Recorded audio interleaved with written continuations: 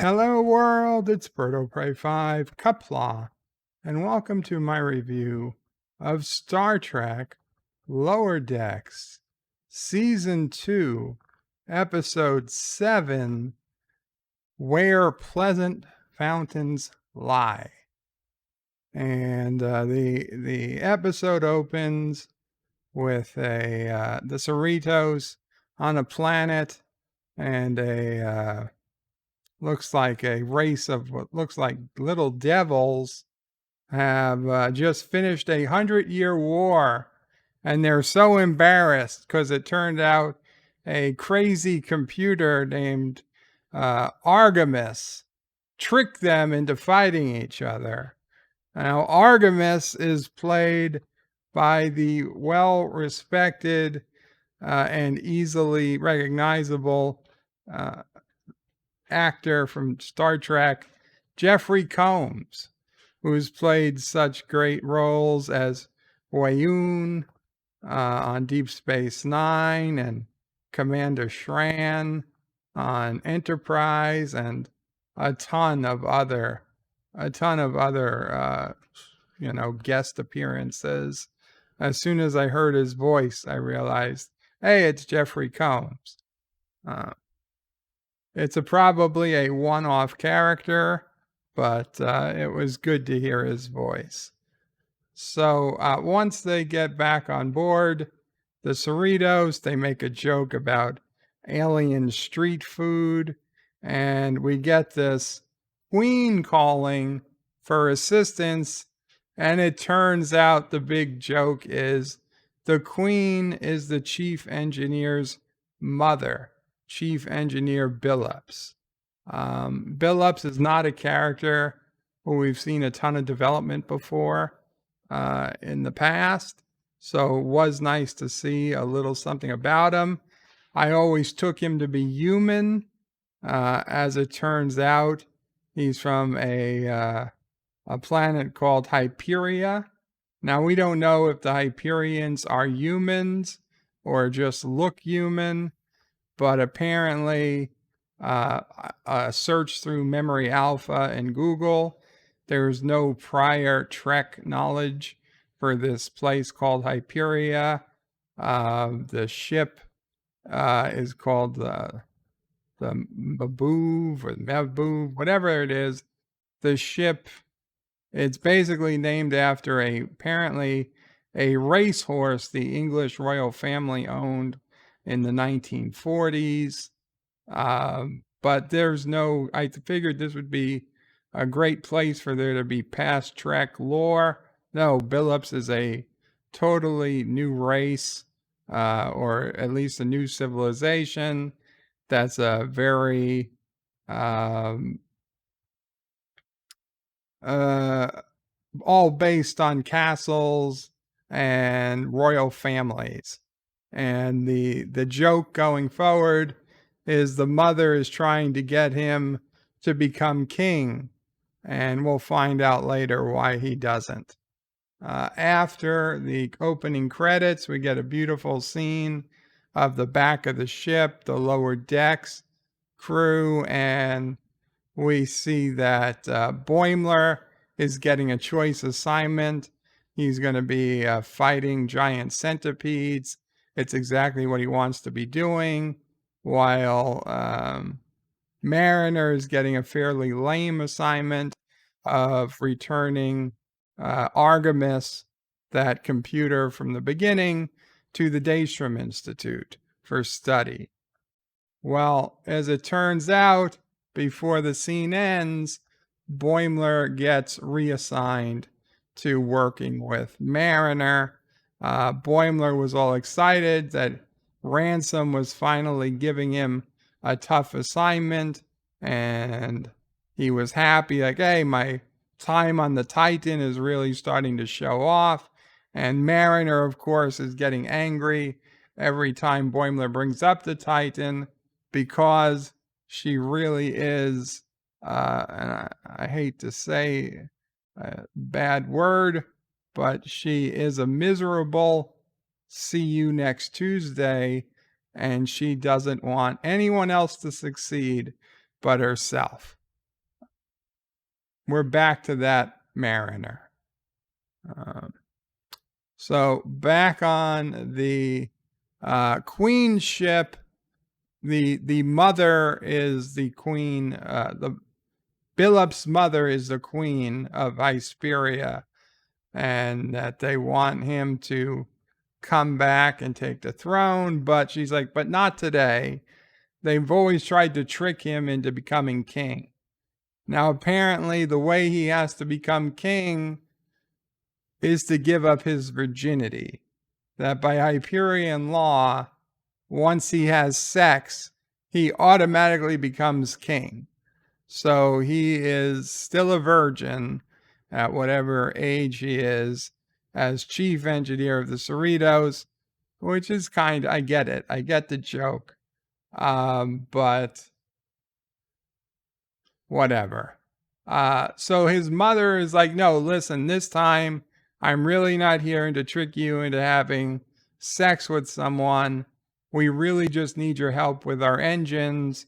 And so you're the best engineer I know. So you need to help your people by being an engineer. And the mother is like, even hurts to even say the word engineer. So you get the feeling that, hey, maybe, just maybe, she's being honest this time. And Billups certainly gets that feeling. Meanwhile, we go back to Mariner and Boimler, who are just on a shuttle supposed to take the Agimus to the Daystrom Institute, a very routine thing, but they hit some type of gravity well and they crash into a planet.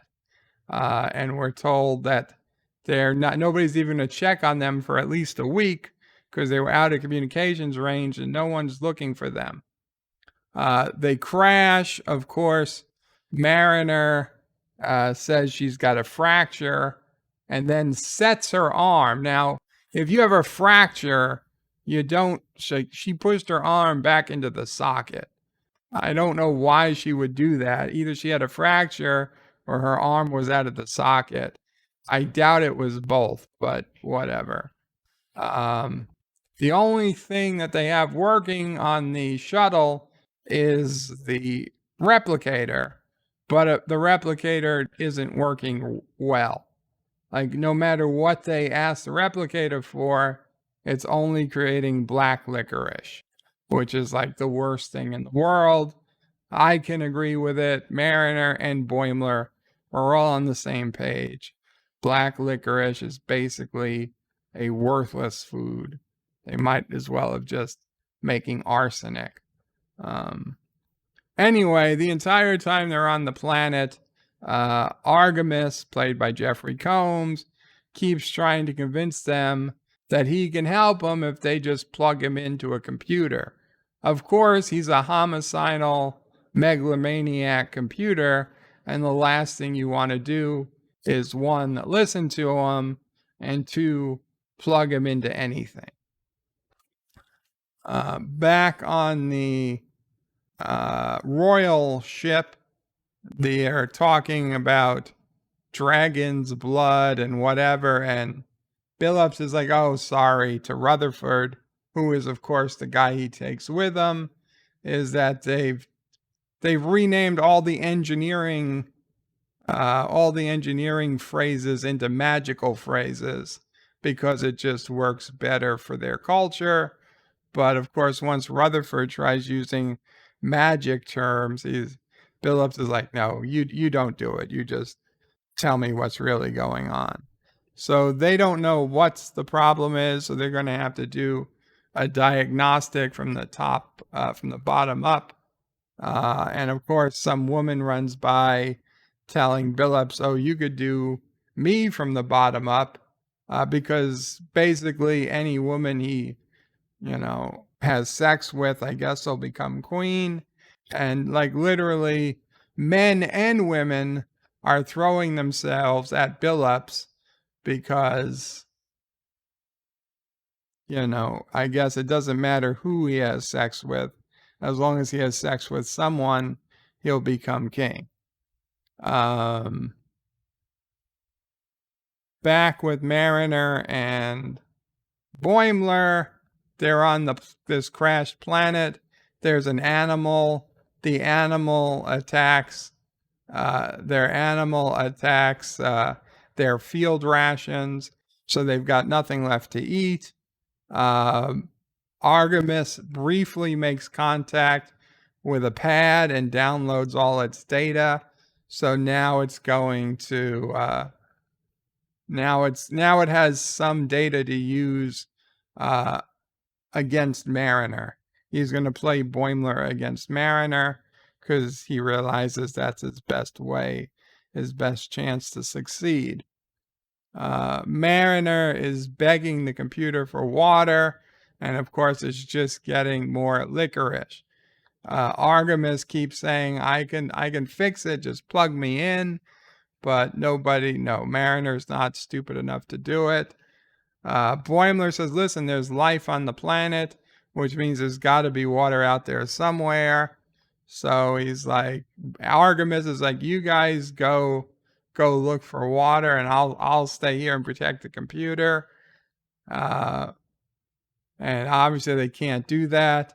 Now, Mariner's like, why do we have to carry Agimus with us? We can just bury him in the desert and like Data's head.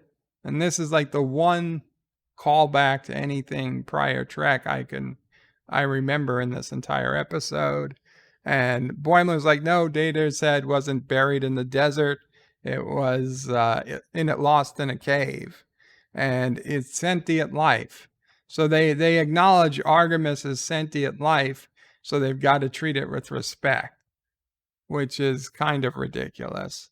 They really should have buried him or did something, then carry him. But he's like, no, we are Starfleet, so we've got to carry him around. They find a tree growing edible food. Mariner says she's going to go up and get it. And Boimler's like, you've got a broken arm. Plus he did rock climbing on the Titan. And of course, Boimler doesn't make it up the tree. But he does get the fruit down. And if the fruit turns out to, of course, taste like, drum roll please, black licorice. I'll be honest. This was not a great episode. Okay, there was very few callbacks to past Trek, and this was an episode that really could have benefited from it. We didn't need Billups to have a whole new civilization. Okay, we don't need new planet of Hyperia. We don't need, that could have been a planet we've seen before. We could have had some history. We could have, the planet that Boimler was supposed to go to and fight centipedes was called Dansk. Again, that never appears in Memory Alpha. That was a new planet.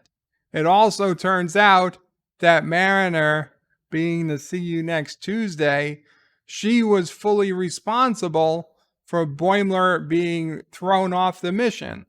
Mariner went to Ransom and said that Boimler's not ready for this mission to Dansk to fight the centipedes.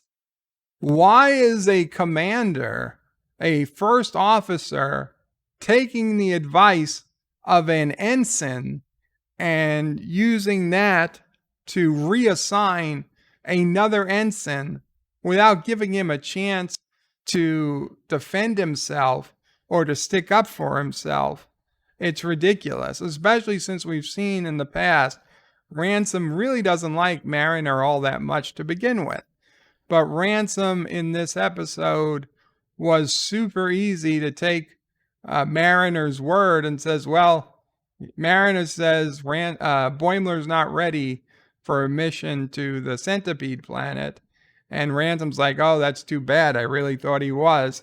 Oh, well, I'll give him duty to, he can go with you to take Agimus to the Daystrom Institute. It was really disappointing that Mariner is still fucking with Boimler's career, and that 2, Ransom is a willing participant in allowing that to happen. So basically, Billups fixes the problem, and he gets called back to the Cerritos. Rutherford is told to just finish up there, and then there's a big explosion on the ship. Now Billups isn't there, but Rutherford was supposedly where the explosion took place, and so was the Queen. So it turns out the Queen is dead, and Rutherford is supposedly dead, and of course now Billups, being the sole survivor of the royal family, now has to become king, and he realizes that it's his time, that it's his time to become king. And of course, we all know, because none of us have 2 brain cells, that this was in fact just a more elaborate trick from his mother. So we'll get back to that. And for some reason, Dr. Tana tells Tendi that there was an explosion on the ship, like she didn't know about it. And even though you could see right out the window of sickbay, she must have had a firsthand visual of the explosion. Somehow Tendi didn't know until Dr. Tanner gives her a pad listing Rutherford as a casualty, that anything happened to Rutherford. Now Tendi is mad at herself because Rutherford didn't want to go at first. He said it was outside his comfort zone, but Tendi talked Rutherford into going on that mission to begin with. So now Tendi feels deep regret. So Tendi's going to search out Rutherford and hint she's going to find him. Back on the planet with Mariner and Agimus, they're fighting over.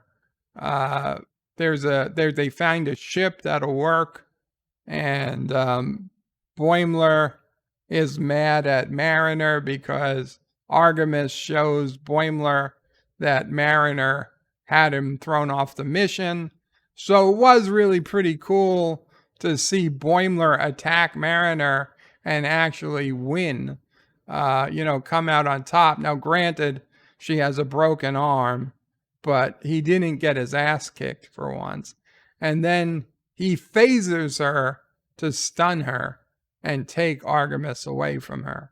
So we see him taking Agimus into the ship, assuming he's going to use Agimus to fix the ship and find a way home. Tendi apparently is the only one who actually decides to ask the computer to locate Ensign Rutherford rather than just assume he's actually dead. And the computer tracks his cybernetic implant to a room on the royal ship. So Tendi says, oh, part of him's still alive.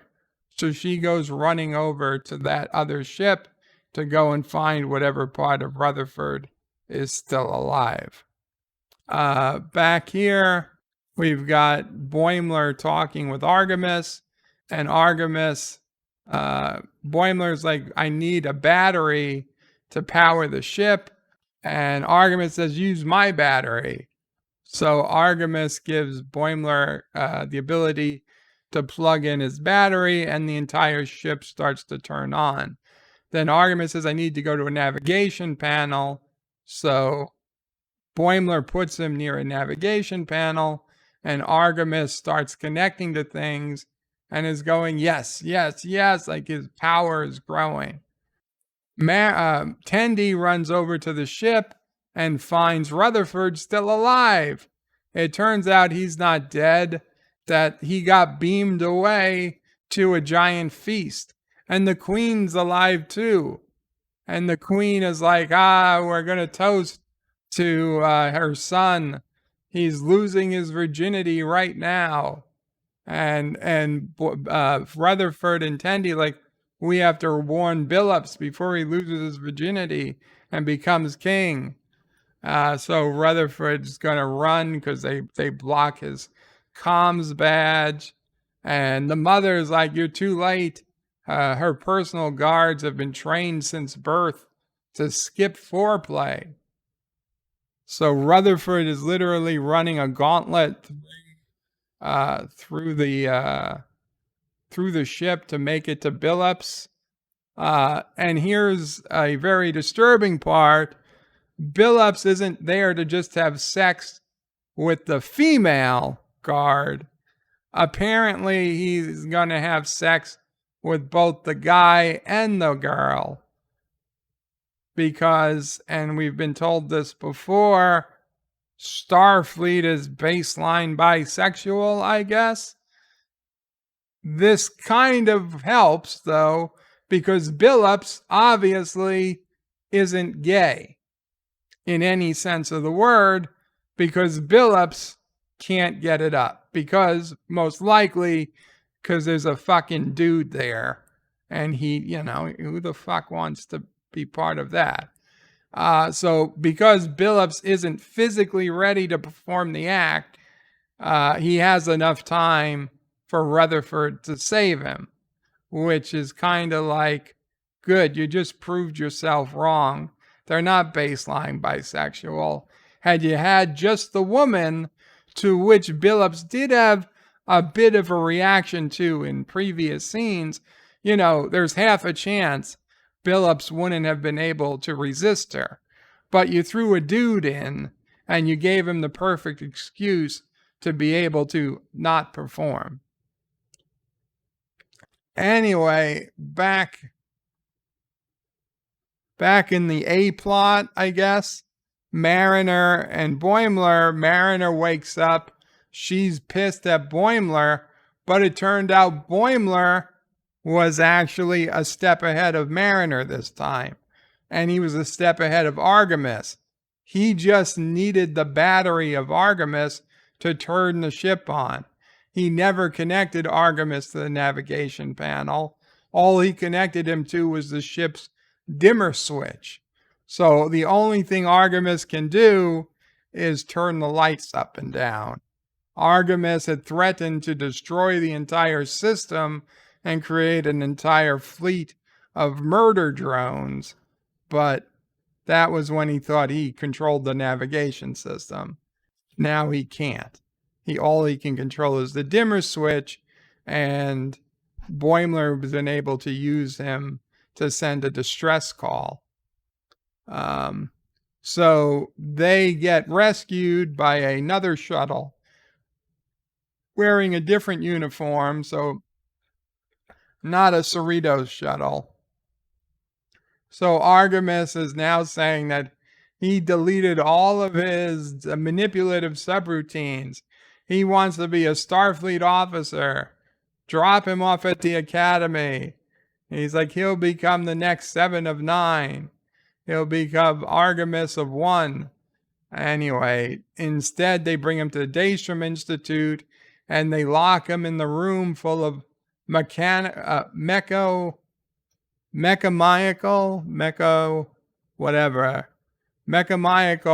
computer units. And so there's an entire wall of computer units all bent on taking over the universe.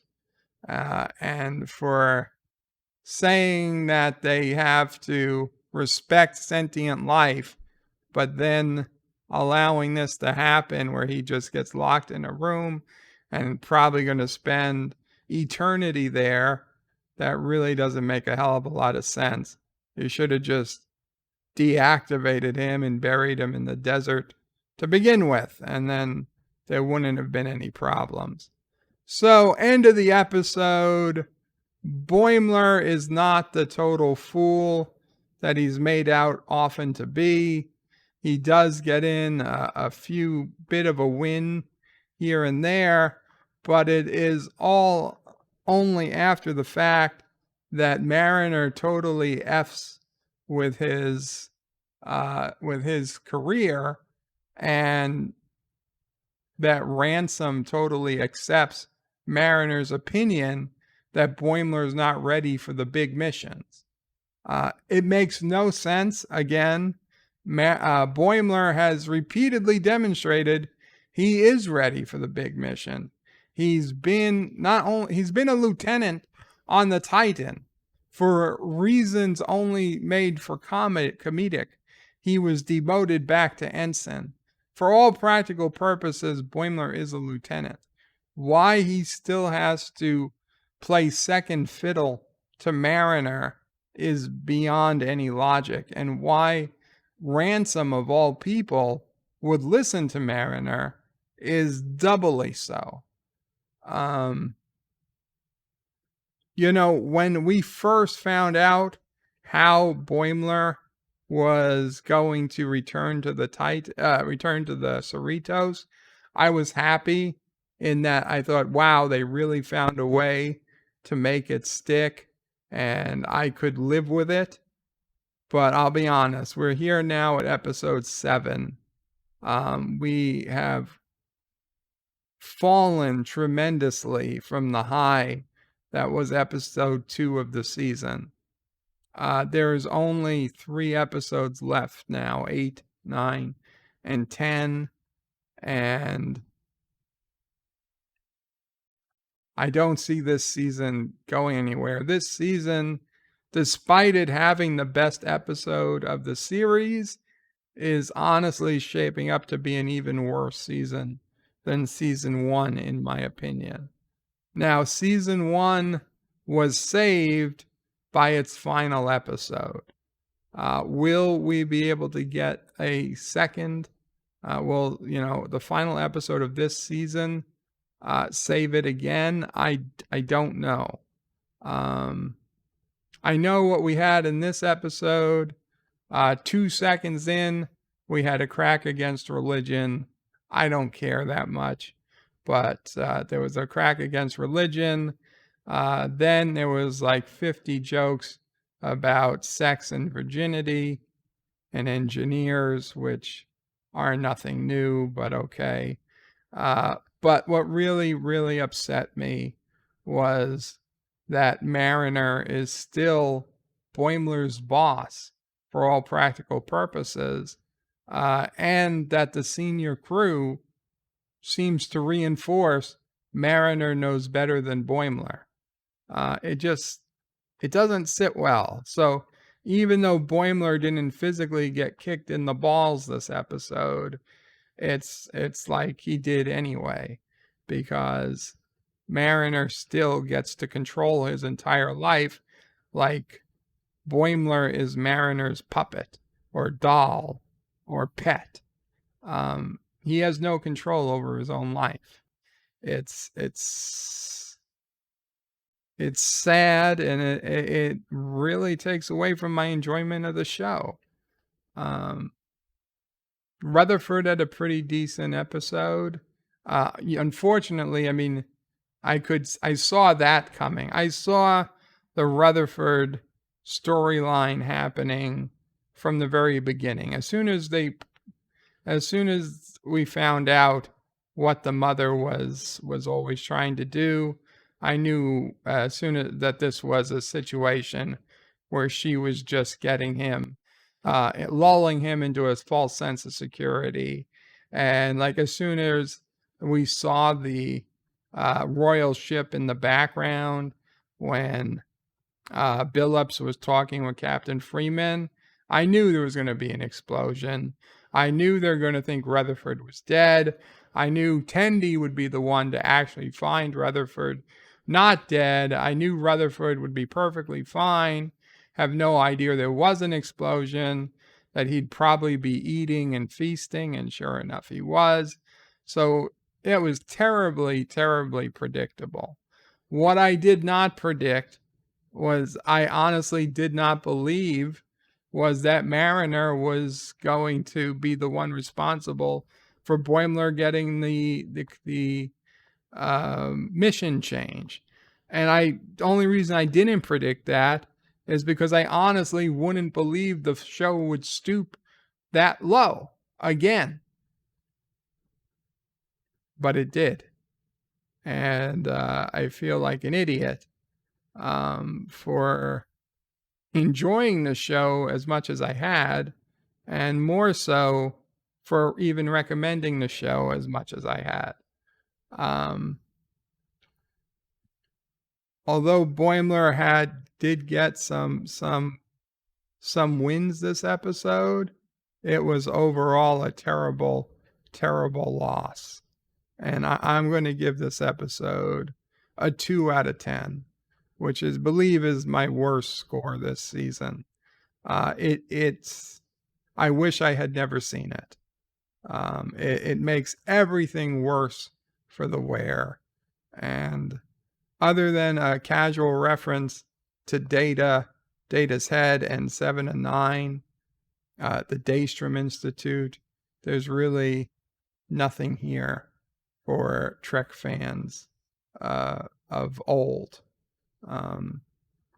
Even the dialogue for this episode was like turned up to 11 for new Trek. Words like sus. Oh, yeah, it's very sus. Okay. Really? You can say suspect. It's not the end of the world. Okay? It's not going to be 2021 forever. You can use dialogue that will still seem relevant in 5 or 10 years. You don't have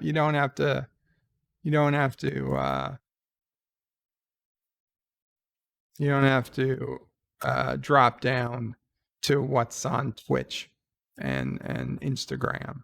But whatever. The 2 out of 10, highly disappointing episode. And I don't know. We got 3 episodes left. I hope they can amaze me. Jeffrey Combs, I'm sorry, but your talents were severely wasted in this episode. And I hope we see you again in a better Trek. With that, everybody, take care. Qapla, bird out. And please remember to comment, like, share, and check that you're still subscribed. Take care.